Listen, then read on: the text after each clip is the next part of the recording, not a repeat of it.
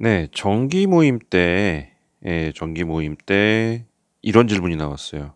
전기 기사 공부 방법 알려주세요. 네, 알려드리도록 하겠습니다. 안녕하십니까? 역발상 도전입니다. 네, 이번 지금 요새 계속 그 정모 때에 나왔던 질문들 쭉 정리해서 알려드리고 있어요. 여러 가지 지금 뭐 계속 질문들이 있어서 주요 질문들 여러분들이 많이 궁금해 하실 것 같아서 보통 질문은 비슷하게 많이들 갖지 않습니까? 네, 그래서 나온 것 중에 전기 기사 공부하는데 이제 공부 방법 어떻게 해야 되느냐, 요거를 질문하신 분이 계셨어요. 아유, 질문인데. 네. 이제 요 부분에 대해서 좀 말씀을 드릴 건데, 제가 한 방법뿐만 아니라 다른 여러 사람들의 방법을 같이 알려드릴 거예요. 네.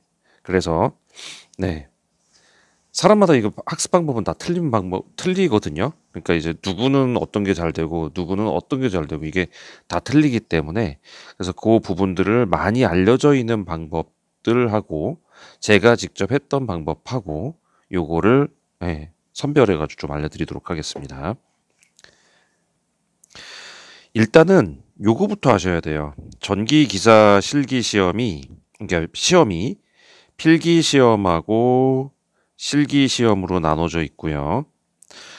응시 자격도 당연히 있습니다. 그래서 응시 자격도 이제 유사 전공까지 가능하고 그래서 이거는 그 큐넷에 여러분들의 그 졸업장을 다 넣으시고 또는 이제 경력을 다 증명하는 서류를 넣으시고 거기서 이렇게 체크해 보면 돼요. 그래서 내가 이 자격을 시험 볼 수 있는 응시 자격이 있느냐 없느냐 요게 나오게 됩니다. 그래서 응시 자격은 좀 생략을 할게요. 그래서 응시 자격이 안 되시는 분들이 가끔 그 저걸로 만드는 경우 있어요. 학점은행제. 그래서 학점은행제 이거를로 이제 돈을 버는 곳에서 이런 거를 많이 쓰죠. 근데 이거 말고도 시험을 볼 수 있는 그런 뭐 경력이라든지 이런 게 의외로 많아요. 그러니까 한번 큐넷에다가 여러 가지 다 넣어보고 확인해 본 다음에 그래도 안 되면 학점은행제 가는 걸 추천드리고요. 그게 아니라면 그냥 시험을 보는 거를 저는 추천을 드립니다. 한번 알아보세요. 의외로 많은 것들이 응시 자격이 되는 경우가 있어요. 자, 시험에 대해서 이제 말씀을 드리자면 필기 시험하고 실기 시험하고 이렇게 두 가지가 있는데 총 6과목입니다만 두 과목은 10문제씩 나오기 때문에 사실 5과목이라고 분량이 5과목이라고 봐도 무방해요. 그래서 첫 번째로 나오는 게 이제 전기자기학이고요. 전기자기학. 그 다음에 뭐 순서는 다를 수 있습니다. 제가 기억나는 대로 그냥 쓸게요. 회로 이론하고 제어공학이 둘 다 10문제씩 나와요. 얘는 20문제, 얘는 10문제, 10문제 이렇게 나오고요. 세 번째가 전기기기. 요게 20문제 나오고요. 네 번째가 전력공학. 요게 20문제가 나오고요. 다섯 번째가 설비기준. KEC라고 하죠. 요게 20문제가 나옵니다.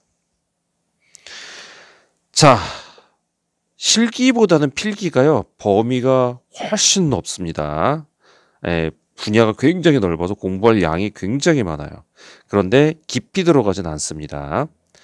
그리고 실기를 오게 되면 실기는 주로 나오는 게 전기기기하고 전력공학하고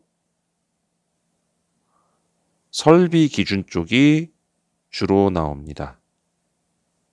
이런 게 주로 나오고 회로 이론도 물론 가끔은 나와요. 그리고 여기서 이제 실기에 주로 나오는 내용들 뭐 여러 가지 뭐 개통도도 있고 뭐 저 논리회로 쪽 그 PLC 쪽도 있고 또 조명도 있고 뭐 여러 가지가 있지만 주로 나오는 것들이 있고 그렇게 이제 우리 빈출 문제라고 하죠. 그런 것들이 있고 그 외에 전기기계 전력공학 설비 기준 정도가 보통 단답형 정도로 많이 나오게 됩니다.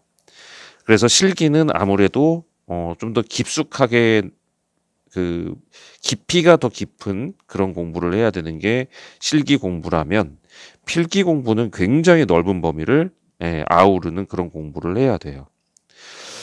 자, 이제 공부 방법을 한번 말씀드리자면요. 솔직히 필기 과목을 샅샅이 하겠다. 그러면 사실 1년으로는 모자른 그 정도의 범위입니다. 저 같은 경우도 사실 전자기학과 회로이론과 제어공학을 각각 1년씩 배웠었어요. 학부 전공 때 이런 거를 배웠었기 때문에 그나마 그게 좀 가능했었지만 이거를 처음부터 그냥 배운다? 그러면 이거는 범위가 너무나도 넓습니다. 그래서 어느 정도 추릴 필요는 분명히 있어요. 그래서 좀 잘 추려진 그런 책을 이용해서 그리고 또 동영상 강의를 이용해서 그래서 필기를 쭉 보시고 그리고 나서 요걸 갖다가 기출 문제를 쭉 해가지고 기출을 내 걸로 만드는 그런 연습을 하는 게 중요합니다. 그러니까 이 시험 그 이론을 볼 때에도 기출에 나왔던 이론을 순서대로 이렇게 쭉 해놓은 게 책이에요. 그러니까 어떤 식으로 되어 있냐면 회로 이론이라고 다 하는 게 아니라 회로 이론에서 주로 나오는 기출 문제에 나오는 유형들 있죠. 이거에 대한 이론을 순서대로 쭉 순서에 걸맞게 쭉 해가지고 나오죠. 그래서 뭐 첫 번째 보면 거의 첫 번째가 이제 첫 번째가 보통 그 저거 나오는데 휘트스톤 브릿지가 주로 나오는데 그리고 이제 뭐 두 번째가 보통 RLC 이런 거 나오고 휘트스톤 브릿지가 뭐 이상하게 모르겠어요. 우리 회로 이론 책에서는 꼭 이게 1장에 나와요. 희한하게 RLC보다 먼저 여기 나와요. 그리고 OP앰프 같은 게 막 나오기 시작하는데 여기서는 이제 그런 건 안 나오거든요. 전기에서는. 그러니까 그런 것들을 빼고 나머지에 대한 것들을 이렇게 쭉 이론화 해놨어요.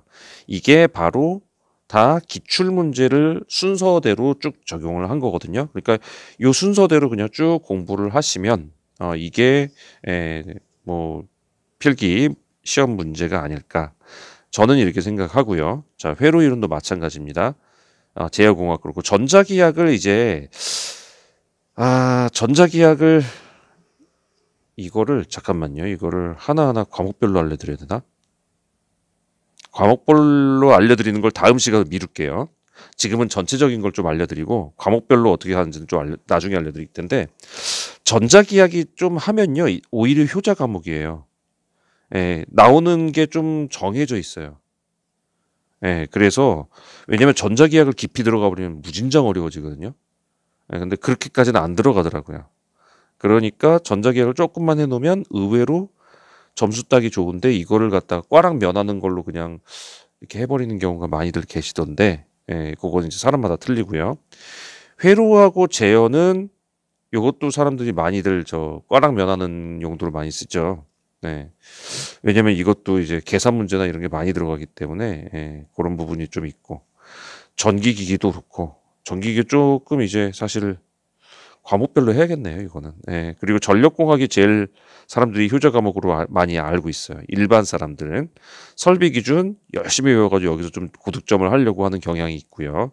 4번하고 5번으로요. 근데 이제 암기가 안 되는 저 같은 경우는 설비 기준이 조금 등한시했고 전력공학하고 전기기기는 제대로 배워놓고 이 두 개는 뭐 예전부터 했던 거라 그냥 넘어가고 뭐 이런 식으로 했었습니다. 근데 이제 사람마다 틀려요. 이제 내가 암기를 잘한다 그러면 요쪽 전력공학하고 설비 기준에서 좀 고득점을 요하는 경우가 있고 전기기기를 제일 어려워하시더라고요. 전기기기하고 전자기기하고 그래서 뭐 이거는 사람마다 좀 틀리니까 어느 정도 공부는 그래도 해놓는 게 그리고 또 전기기기 같은 경우는 실기에도 나와요. 실기에도 나오기 때문에 이 부분은 조금 해놓으시는 게 안 낫나 라는 생각이 듭니다. 자, 이렇게 하는 방법이 일반적인 조금 이제 공부를 하면서 하는 방법이고 필기를 또 달리 하는 방법은 이런 방법이 있어요. 기출을요. 20년 또는 30년간 책을 사셔가지고 이거를 달달달달 외워버립니다. 달달달달. 네. 그래서 여기에 나오는 거 바로바로 볼 수 있게 그냥 계속 봅니다. 계속. 예. 그래서 이걸 다 보고 나면은 거기다가 이제 복원 문제라는 게 있죠. 필기 시험 같은 경우는 하루에 딱 보는 게 아니라 자기가 원하는 날짜에 계속 볼 수 있어요. 그러면 이제 신출 요형이 나오는 거를 누군가가 복원을 해 놓습니다. 그럼 그 복원 내용을 보고 한 조금 있다가 시험을 보러 들어가면 여기서 비슷하게 나오는 경우도 있고요. 전혀 다르게 나오는 경우도 물론 있어요. 근데 이제 운에 맡겨야죠, 그거는. 그래서 요 복원 문제 보고 기출 보고 달달 외우고 요렇게 가도 운 좋으면 60점이 넘는 경우가 제법 있습니다. 대신에 이렇게 가면은 실기 때가 조금 어렵다는 거는 감안하셔야 되고요. 자, 이 외의 방법으로는 잘 모르겠어요. 이 방법들이 제일 많은 것 같아요. 그래서 이론 공부하고 그 다음에 아니면 기출을 그냥 달달 외우고 이론 공부만 하면 끝나면 안 되고요. 이론 한 다음에 그 다음에 기출을 좀 공부를 해야죠. 기출 문제별로. 왜냐면 자기가 어디까지 알고 있나 테스트도 해봐야 되니까 이렇게 두 가지로 필기는 이렇게 두 가지 방향으로 가고요. 실기의 경우는요. 실기의 경우도 조금 이제 나뉘는데요. 계산 문제 이제 제 방법을 먼저 말씀드릴게요. 계산 문제를 다 맞겠다는 심사로 계산 문제만 열심히 합니다. 계산 문제는 철저히. 그리고 여기다가 단답형은 보험용. 그러니까 이게 만약에 계산 문제가 배점이 높지를 않아서 만약에 50점 정도 나오면 나머지 10점은 여기서 얻어줘야 돼요. 그래서 그런 보험용으로 가고 저 같은 경우는 KC는 아예 버렸습니다. 너무 범위가 많고 이게 가성비가 떨어지기 때문에 그래서 얘는 버렸어요. 저는. 근데 이제 사람마다 그건 틀리니까 얘도 건질 수 있으면 건지는 게 좋고 저는 철저하게 이론 중심 계산 문제 위주로 했습니다. 자, 이것도 마찬가지예요. 기출 뭐 20년이 국룰이라고 하던데 20년을 계속 풉니다. 계속. 계속 풀어요. 그 해설까지 나와 있는 책 있죠. 그런 걸로 해서 계속 풀어요. 그러면 한두 번 이렇게 좀 아깝게 떨어지기도 하지만 이렇게 해도 60점이 나오는 이번 같이 3회 때 좀 이렇게 나오면 60점이 충분히 넘게 나오는 경우가 생긴다고 합니다. 이게 몇 번 보다 보면은 한 번씩 이렇게 쉬울 때가 있기 때문에 그때를 노린다고 하는 방향으로 이렇게 가는 경우도 있습니다. 이거 외에 다른 방법은 중간이에요. 계산 문제도 적절히, 그리고 기출도 적절히. 그래서 이거를 병합하는 거죠. 저는 이제 계산 문제 철저히 하고 단답형 좀 해놓고 나머지는 운에 맡긴다 이거고 이제 여기는 이제 기출도 조금 계산 문제도 어느 정도 것 그래서 뭐 절대 틀리지 말아야 되는 조명 이런 거는 꼭 가져간다 뭐 이런 각오로 그렇게 해서 하는 경우가 있습니다. 그래서 세 가지 정도로 나는데 계산 위주 그리고 기출 위주 실기입니다. 이건 계산 기출 병행 자 위주라는 거는 기출을 아예 안 한다는 얘기는 아니죠.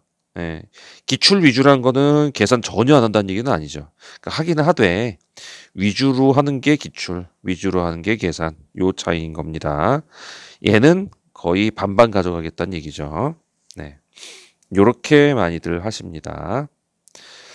자, 과목별로 어떻게 해야 되는지는 제가 다음 시간에 한번 또 좀 말씀을 드릴게요. 특히 필기 과목 그리고 실기에서 계산과 단답형과 뭐 기출 어떻게 갈 것인지 요거에 대해선 각 세분화별로 해서 다음 시간에 한번 더 말씀드리도록 할게요. 자, 오늘 여기까지 하고 마무리 짓습니다. 대충 그러니까 방향 그거예요. 이론 중심으로 하느냐 기출 중심으로 외우느냐 그 방향성이 두 개가 차이가 있습니다.